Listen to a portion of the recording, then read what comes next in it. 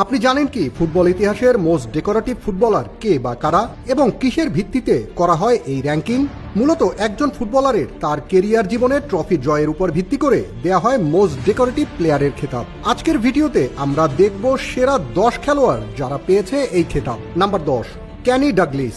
Scottish এই সাবেক Liverpool খেলোয়াড় তার কেরিয়ারে 35টি ট্রফি জিতে আছে 10 নম্বরে। Number 9, Andres Iniesta. 2010 বিশ্বকাপ জয়ী ইনিয়েস্তা তার কেরিয়ারে 35 ট্রফি জিতে আছেন 9 নম্বরে। Number 8, David Alaba. অস্ট্রিয়ার এই ফুটবলার মাদ্রিদ ও বায়ার্নের হয়ে ট্রফি জিতেছে 36টি। Number 7, Cristiano Ronaldo. Cristiano Ronaldo তার ক্যারিয়ারে একটা ইউরো এবং 2টা ন্যাশনস লিগ সহ 36টি ট্রফি জিতে আছে 7 নম্বরে। Number 6, Sergio Busquets. স্প্যানিশ এই বার্সা তারকা তার ক্যারিয়ারে 37 ট্রফি জিতে আছে 6 নম্বরে। Number 5, Gerard Pique. Spanish Pique 37 trophy জিতে আছে 5 নম্বরে।